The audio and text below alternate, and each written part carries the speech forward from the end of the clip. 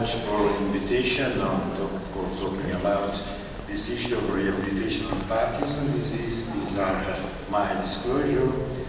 And I will start with something that is familiar, I believe, with everybody in the audience, that is the natural history of Parkinson's disease. You all know that in the early phase, the traditional motor cardinal features of the disease are well managed by the dopaminergic treatment in a sort of honeymoon period, but sooner or later there are complications that do appear with fluctuations in motor and non-motor symptoms, and this often requires complex therapies, including surgical and other non-pharmacological approaches. And eventually, in the late advanced phase of a disease, there are some new symptoms and signs that appear both in the cognitive and in the motor domain, such as postural instability, disturbances of gaze, and in particular freezing and falls. And these new symptoms are really important for the quality of life of our patients because they are responsible for a sort of a vicious circle where the reduced mobility cause falls, falls are responsible for a reduced level of activity, and finally independence and quality of life are significantly reduced. So there is a strong rationale for rehabilitation in PD because we do not have a causal treatment for the disease, and our current medical and surgical therapies are quite effective, but just on a symptomatic point of view, and the disease shows a progressive course with non-responsive symptoms. The problem is, what are the evidence for rehabilitation in Parkinson's disease? You know that rehabilitation has a long history that started more than 60 years ago, but just only in the last 10, 15 years, we had an increase in the number and in the quality of trials for rehabilitation that led to some evidences that are published in the literature. And I would like just to show you this, that was a Cochrane review published a couple of years ago, where more than 33 randomized controlled trials were analyzed in more than 1,500 patients. And the conclusion of this review was that the results were in favor of a benefit of physical therapy for most outcomes, with a short-lasting, usually less than 3 months, small but significantly and clinically important benefit for the patients. And what is most important is that this kind of benefit is not related only to specific issues like the walking ability of the patients, so the velocity of gait, but also the general assessment of the motor functions of patients was significantly improved looking at the modifications of MDS UPDRS scale. Indeed, what is the base of this rehabilitative approach to rehabilitation? There is a general consensus that the main mechanism underlying rehabilitation is exercise. Exercise has been also associated with a possible reduced risk of developing Parkinson's disease, although, of course, more evidences and further studies are needed to confirm this issue. But certainly we have a number of good evidences that exercise is able to improve quality of life, to improve mobility, and to improve also non-motor features of the disease. This is a slide that is taken by the recently published European Guidelines for Physiotherapy in Parkinson's disease. And as you can see, the number and the types of exercises that have been used in rehabilitation for Parkinsonian patients is very large, going from very traditional approaches like stretching and other type of exercise to more innovative techniques and eventually also to non-conventional therapies. The problem that I would like to stress is what the main common mechanism of all these kind of approaches. And probably this is needs to be identified in the fact that exercise is able to induce a modification in brain plasticity. Indeed, we have experimental studies showing that exercise can modify the synaptic strength and potentiation functional circuits, is able to reduce chronic oxidative stress and modify mitochondrial function and autophagy mechanism, and is also able to modify and increase the synthesis of neurotransmitters and trophic factors. In particular, we have very recent publications about the increased levels of BDNF following exercise. This is true also for patients with PD. I will show you just some examples of plastic modifications that can be induced by exercise and by rehabilitation in Parkinsonian patients. For instance, aerobic, intensive, and goal-based exercise on treadmill training was shown both in the MTPP mouse model and also in early-stage patients, was shown to increase the density of D2 dopaminergic receptors, and also using morphological studies with DTI, there is some evidence that, again, forced exercise, for instance, balance training in patients with mild to moderate stage of a disease is able to induce performance improvements, and these performance improvements are correlated by specific changes in the gray matter of several cortical areas, including the premotor. Thank you. Including the premotor cortex and also the left inferior parietal cortex, which I will show in a minute is an area that is particularly important for motor learning. Finally, also the connectivity of patients with PD was shown to be influenced by forced exercise exactly in the same amount as with pharmacological treatment. So, exercise is effective, but not just any kind of experience is able to induce plasticity, and the meaningfulness of a task is extremely important.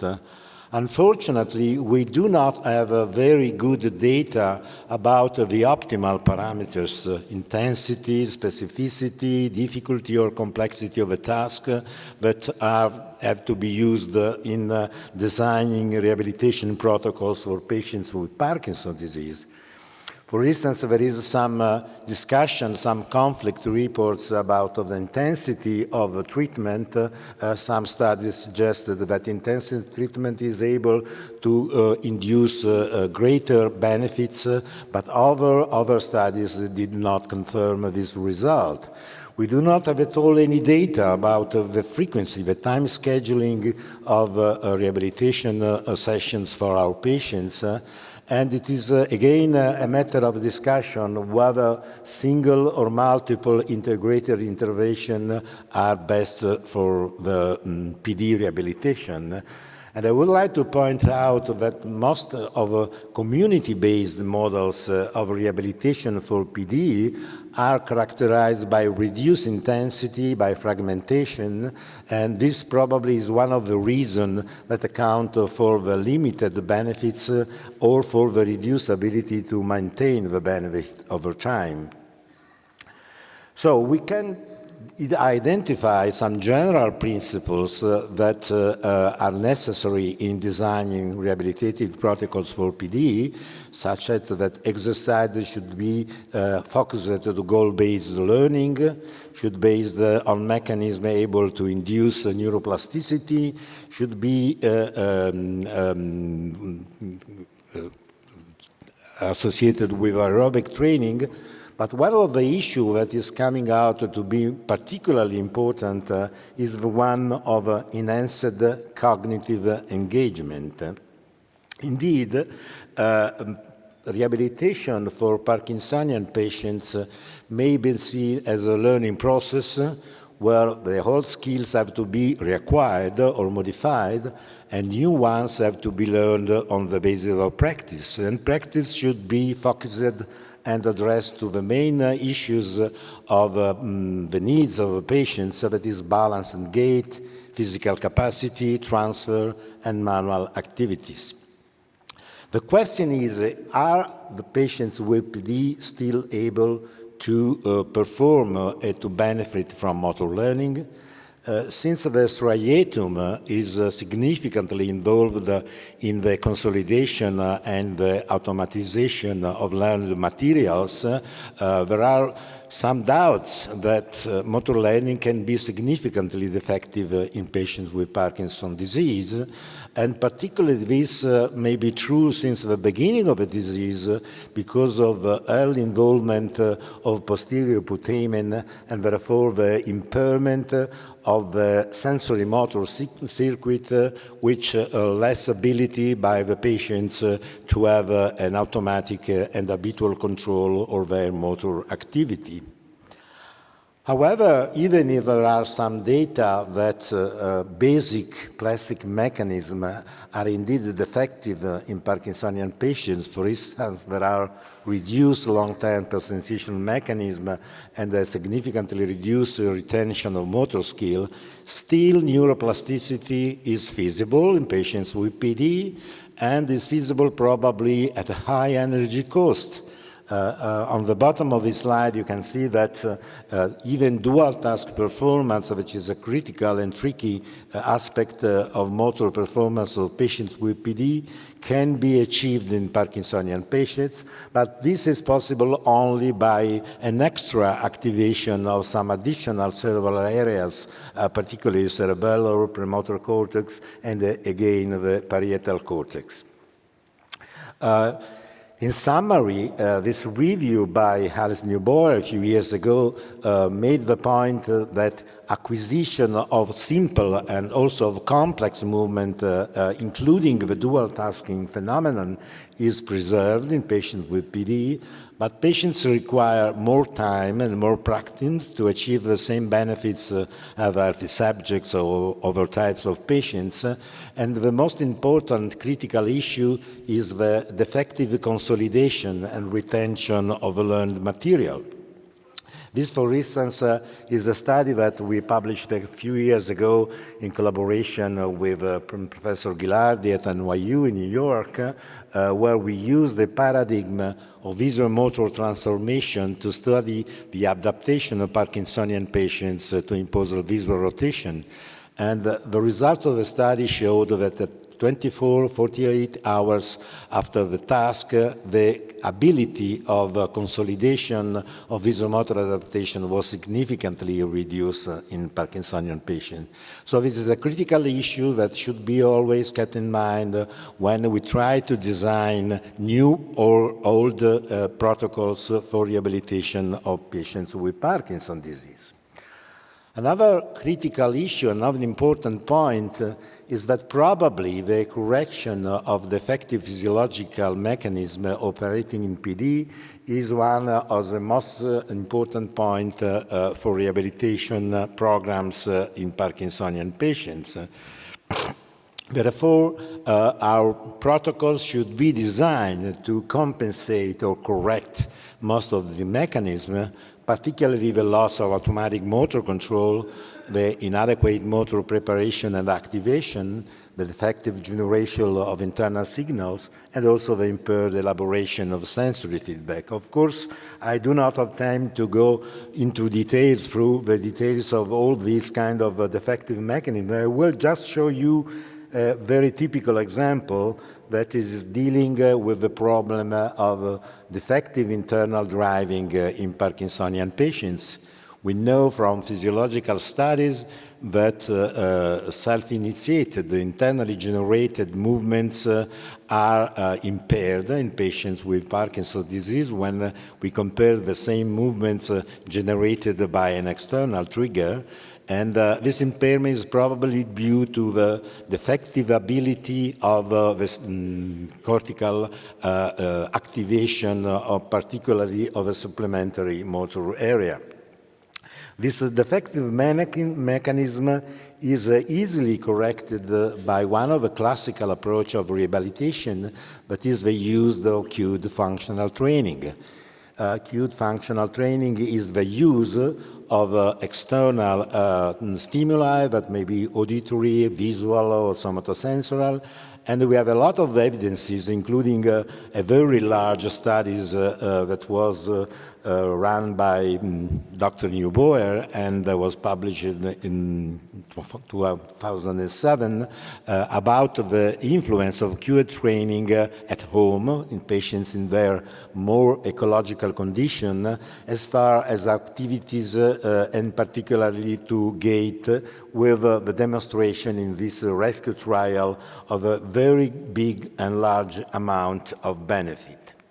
So the cued functional training is just one example of what is the most modern trials in rehabilitation Parkinson's disease that are all focused on the use of a combined approach using both motor and cognitive programs.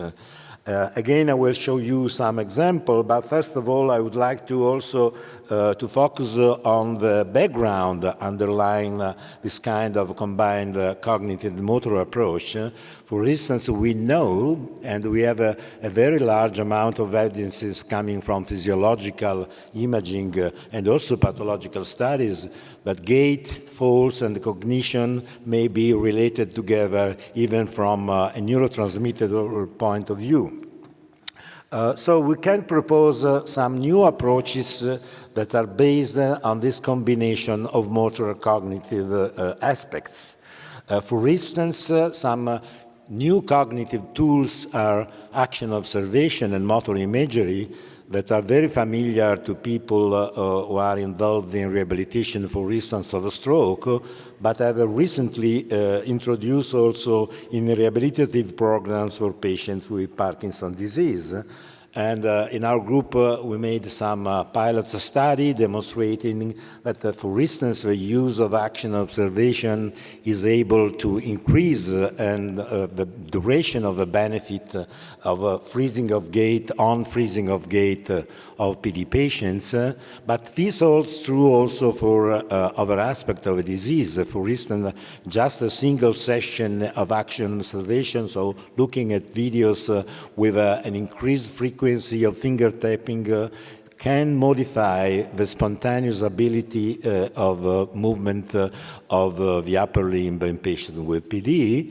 And also a study by Buccino and collaborators a few years ago showed that the use of action observation was able to improve the activity of daily life, so in a very ecological conditions, not in an experimental setting. This is another example coming from a study that has been recently concluded by, again, Professor Neubauer. This is the duality trial, and very soon I hope we will have the result of this trial. But basically, this study demonstrated that also the dual task effect, which is, as I told you, very critical for PD patients, can be taught and can be learned by patients with Parkinson's disease, again, with a combined motor and cognitive effort.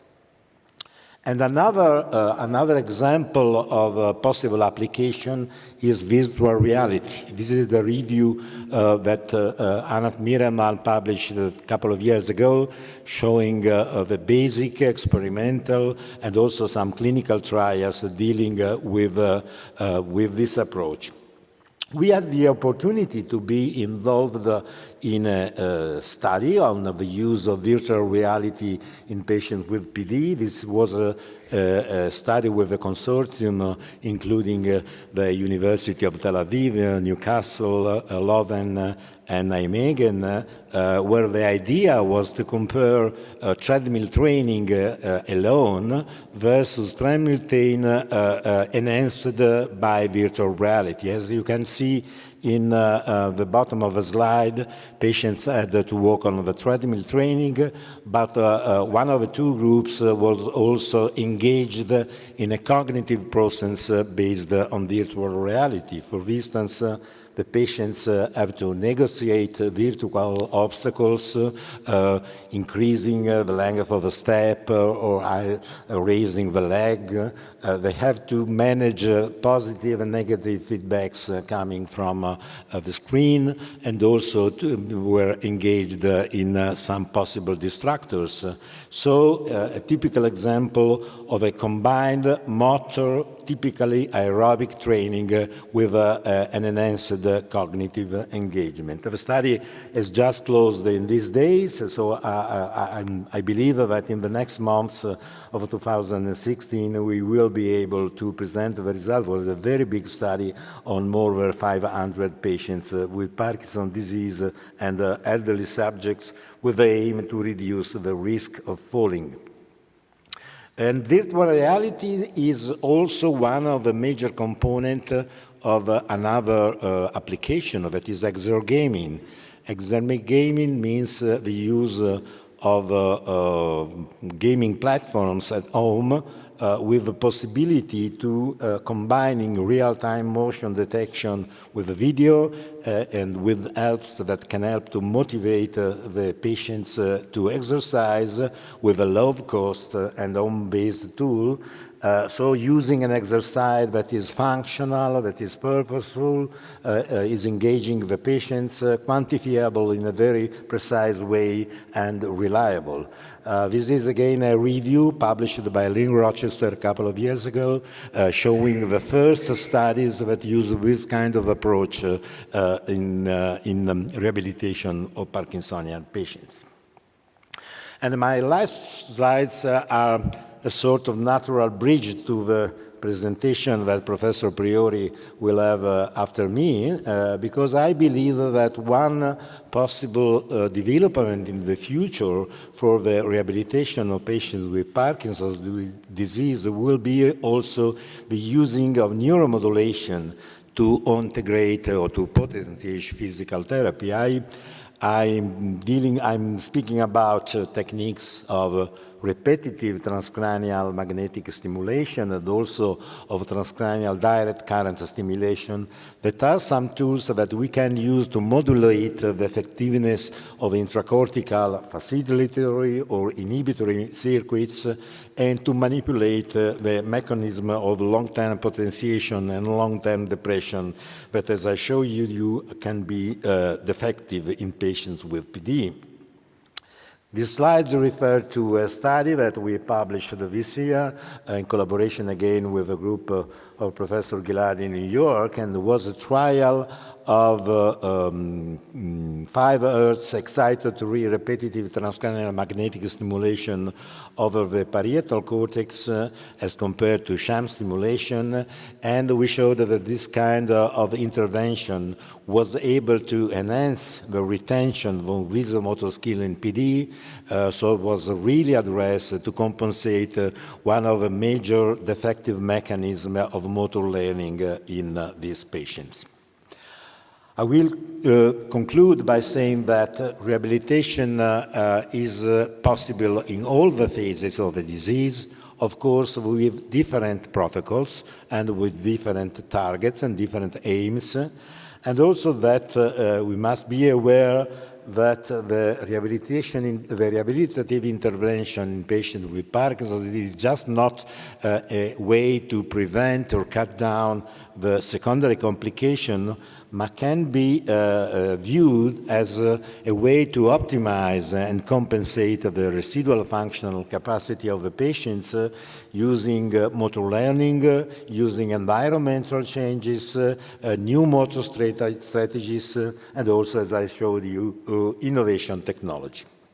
So I want to conclude my presentation, and of course I have to thank all the people that is working in my staff and that they collaborated to all the studies that I presented today, and also people around the world with whom we are collaborating, Davide Martini in UK, the groups of University of New York, and the V-Time Consortium. Thank you very much for your attention.